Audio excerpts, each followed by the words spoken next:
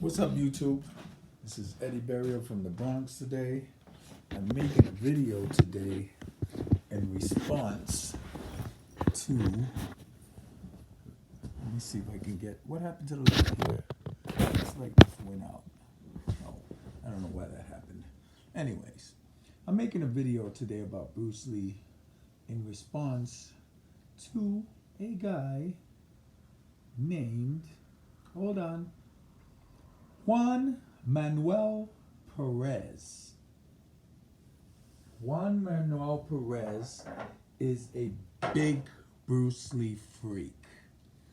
He's been trying to convince me for the last 2 days how great Bruce Lee really was. But what he doesn't know about Bruce Lee is that Bruce Lee was not a professional fighter. He wasn't. Bruce Lee was an actor. Bruce Lee was a teacher. Bruce Lee was not a professional fighter. You can search and search and search all over the world on the web, and you will never find a video containing a Bruce Lee fight. You know why? It doesn't exist. There are no Bruce Lee fights. There's a bunch of stories about Bruce Lee fighting. And every time I talk to this guy, Manuel Perez, Riquelme, he's always sending me video links of fanboys making videos about Bruce Lee, telling me the same shit Manuel says. So I'm guessing this is where he's getting his info from. He's getting his info from those videos that he watched from other fanboys. What is Bruce Lee famous for? Bruce Lee's famous for movies, right? What else is Bruce Lee famous for? His famous 1-inch punch. The famous 1-inch punch. I don't get what the hell. That 1-inch punch, if you watch videos on YouTube, you'll see 1,000 people doing that 1-inch punch, and they all get the same results. No matter how size they are, no matter how big, how tall, how fat they are, it's the same result. You got an opponent standing flat-footed, straight up with his hands at his sides. You don't even have to hit him that hard to make him fly back, especially if the guy weighs over 100 pounds. So Bruce Lee has this trick to impress the fans where he puts a chair behind the person that he's going to hit. Standing straight up, flat-footed, and we all know, especially if you're a fighter, you know, doesn't matter how hard you punch this person, they're going to fly back. Bruce Lee punches them hard enough for them to fly back a little harder, so their body weight flies back into that chair, and that chair slides back, and everybody... Manuel, explain to me, where in a real fucking fight is a 1-inch punch gonna help win? When? Even back then, when the hell has Bruce Lee ever used that 1-inch punch to defeat an opponent? No, he hasn't. You know why? Because Bruce Lee didn't fight. Bruce Lee was not a professional fighter. I would call him more of a professional teacher. You ever heard the saying, those who don't do teach? That was Bruce Lee, Manuel. Bruce Lee didn't fight. We hear a ton of stories of these secret fights that Bruce Lee had. Don't you find it weird, Manuel, that you can type in Bruce Lee's name and you can find thousands of freaking demonstration videos and thousands of people talking about how great he was, but you can't find one freaking fight? There are stories that Bruce Lee was a street fighter. Yeah, when he was young, who wasn't? I grew up in the Bronx, in Brooklyn. I was a street fighter before I became a pro boxer. I was a street fighter. We all street fought. Come on. They say Bruce Lee was bullied in school as a kid. That's why he took up martial arts and wanted to be a tough guy. But still, there are stories that Bruce Lee was a pro boxer that he was more into boxing than martial arts, and then he actually fought in boxing tournaments, but they can't even prove that. It's just all stories. Everything with Bruce Lee always turns out with stories. There's stories about Bruce Lee beating up Chuck Norris, which makes no goddamn sense. Bruce Lee was at 128 pounds at 5'8". Chuck Norris in his heyday was 170 pounds and about 6 feet tall. And Chuck Norris was a world champion for about 7 or 8 years and the first Western Grand Master in Taekwondo. Chuck Norris was a real life ass kicker. In an interview with Chuck Norris, he was asked about this supposed secret fight that fanboys are throwing out, this conspiracy theory about it, that Bruce Lee took it easy on Chuck Norris. Chuck Norris laughed. Chuck Norris says, "Me and Bruce Lee would have never fought." And the interviewer says, "Why not?" He says, "Because I was a professional fighter and Bruce Lee was not." Chuck Norris says, "Don't get me wrong, he was good. But, come on." So, I love the sincerity of that interview, and that kind of quashes the Bruce Lee fanboys' conspiracy that Bruce Lee would even have a chance against Chuck Norris in a real fight. Bruce Lee and Chuck Norris sparred for 2 years. This is fact. They sparred, learning trades and tricks from each other. This is what Chuck Norris said. "Yes, we sparred. We never fought for real because I'm a professional fighter and he is not." Bruce Lee was a teacher. He was a great martial arts movie star. His acting wasn't great, but it was sufficient for that time. Another thing about Bruce Lee is that back when Bruce Lee came to the United States, there were no Asian martial artists in the Hollywood scene. So, of course, Bruce Lee got all the attention. He got all the praise. Everybody drank the Kool-Aid. Not everybody. There's a lot of... Listen, for all the stories you hear about how great Bruce Lee was, you'll hear a lot of stories about Bruce Lee was not a fighter. Bruce Lee is overrated. I happen to be one of the people who believe Bruce Lee is overrated. He is. He's overrated. For a man that, if you check any list for the greatest martial artists ever, for some reason Bruce Lee is at number 1. I have no fucking idea how would they put a man at the number 1 best martial artist when the fucking guy hasn't fought. I mean, they got him in front of Chuck Norris. They got him in front of everybody. All the other martial arts movie stars that you see now, and back then, after Bruce Lee, they were actual fighters. They were actual champions. They were competition fighters. All of them. You had Chuck Norris, who back then was the number 1, but totally ignored because he wasn't a movie star and he wasn't a pretty boy.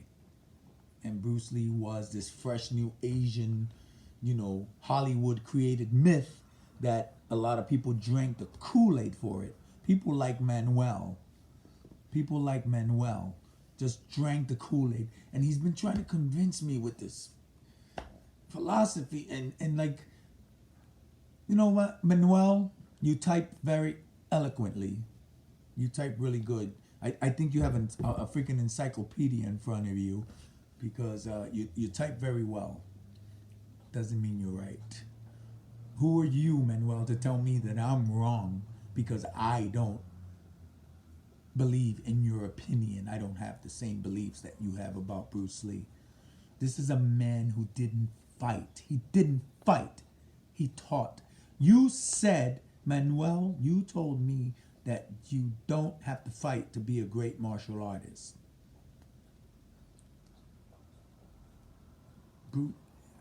I don't get it.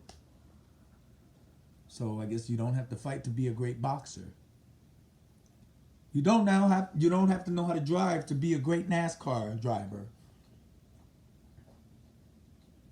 You don't have to play tennis. You don't have to use a racket and a ball to be a great tennis player. You don't need a golf club to be a great golfer.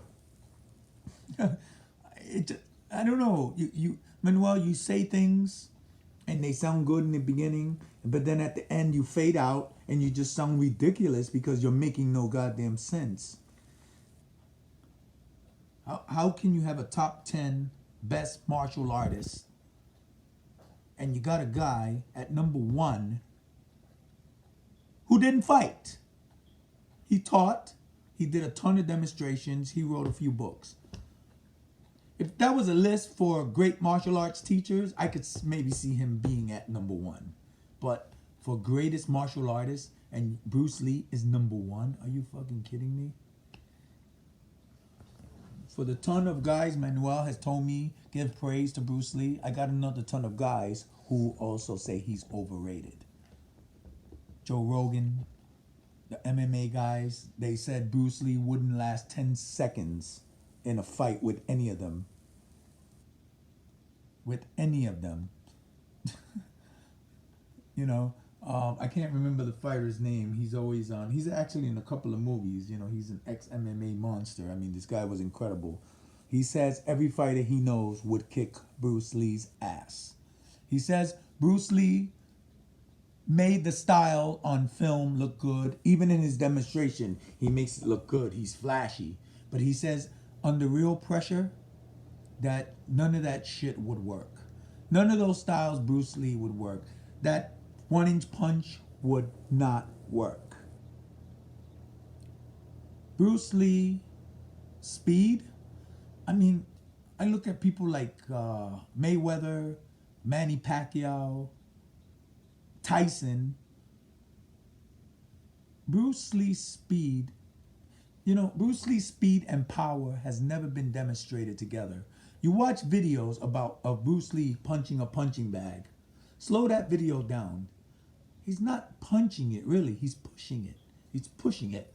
He's pushing it. I watched the video of Bruce Lee and they slowed it down and I said, fuck, he's pushing that bag. He is not popping that bag like a boxer would. Pop, pop, with power, pop. Bruce Lee is pushing that bag. Pushing it. That's why it sways so much. He's pushing the bag. I was like, wow. Never noticed that. And they made fun of that. They said, "Who? This is ridiculous." They said Bruce Lee in a real fight, once he is hit, all his flash would disappear and they would kick his fucking ass. And I agree. As an ex-pro fighter, this is something I know. Manuel, you don't know what the hell you're talking about, bro. You're just a fanboy. You're just, you know, your eyes light up. And your shit gets hard when you hear Bruce Lee. You're just a fanboy. You are making comments as a fan. I am making comments as a real critic. I love Bruce Lee movies. I grew up watching Bruce Lee. As a kid, I believed Bruce Lee could kick anybody's ass. But guess what, Manuel? I grew up. And I learned the truth. Bruce Lee was not a professional fighter. He was more of a teacher than he was a fighter any day. Even when he sparred with Chuck Norris, he wasn't a professional fighter. That's the reason why Chuck Norris says me and him would have never fought. Why? Because I was a professional and he was not. But he still tried to not bad talk Bruce Lee. He says, don't get me wrong, he was good. Because it was just something about that time. Nobody wanted to say anything negative about Bruce Lee, even if they felt he didn't deserve the attention he was getting. You know why? Because a lot of Kung Fu artists and masters back then rode Bruce Lee's coattails because they opened studios and they wanted to teach his style. So how do you criticize Bruce Lee and then teach his style in your studios? Bruce Lee was the hot shit then. They got a lot of new students, American students, whites, black, Hispanics, that took up this new Asian traditional Kung Fu style. They took this up, which in the end, it turned out to be a useless shit. You know, I mean, I fought a lot of kids back in the day. I was a boxer. They had that traditional Kung Fu. They went to karate school. I used to kick the shit out of them. I even had a kid mimic Bruce Lee fighting with against me one time in Brooklyn in a schoolyard. He actually got into Bruce Lee stance. He looked good. I swear, this is no lie. He actually went, ooh, ooh, ooh, ooh, ooh. He was making those noises. I fucked him up. I beat his ass. As soon as I hit him, he didn't know what to do. So, but this style made a lot of money for a lot of those people. So a lot of the same people that detested Bruce Lee and believed he was overrated praised him at the same time because they were making money off of the style that Bruce Lee has created. So Manuel, wake up, bro. Come back to reality. You know what? Like the MMA fighters on Rogan's talk show said, Bruce Lee, he looked flashy and it looked good on camera and it looked good on film. Notice that the shit he did on camera, he was doing at the demonstrations like it fucking really works. All that flashy shit. He never combined his speed with his power. He either showed speed real fast, but no power behind it, or power. And most of his demonstrations were against people who were not fighting back. They were just standing there.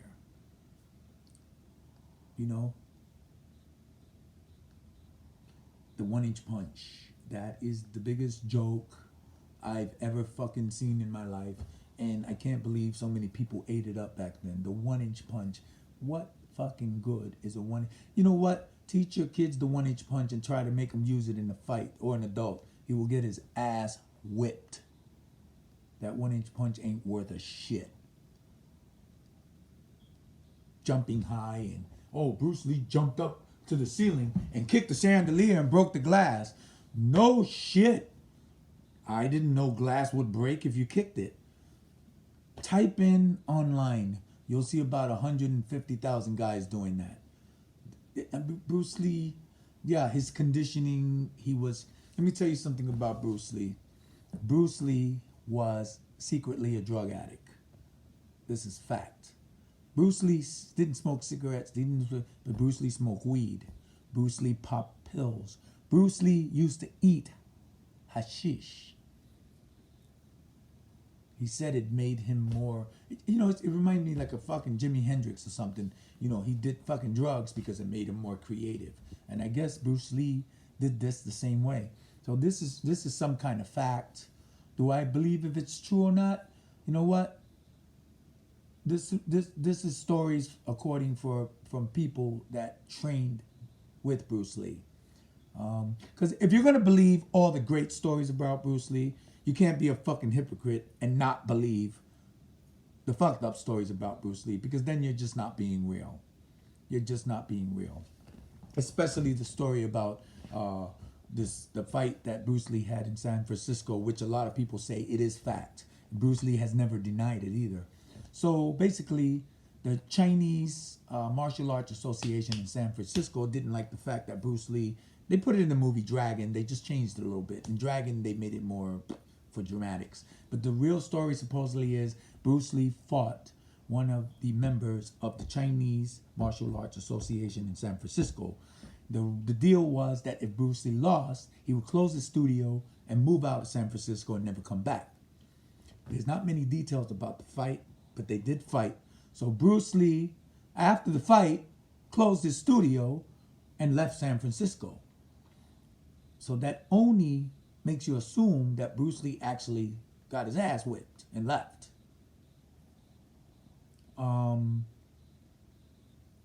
Bruce Lee was, another fact about this, Bruce Lee, they say that Bruce Lee was actually asked about that situation, and Bruce Lee refused to talk about it. He didn't say it was true, but he didn't deny it either. So Juan Marcal, you know what? You can write eloquently if you like. You can praise Bruce Lee. You can make him. This is the myth that Hollywood has created with Bruce Lee, and a lot of people who praised him were writing his coattails because they were making money off of his style. So they couldn't criticize the creator of the style and then teach the style in their studios as well. Manuel, you understand that? You, like many other people, are making Bruce Lee out to be more than what he really was. This is for you, Manuel. Eddie Barrios from the Bronx. Peace.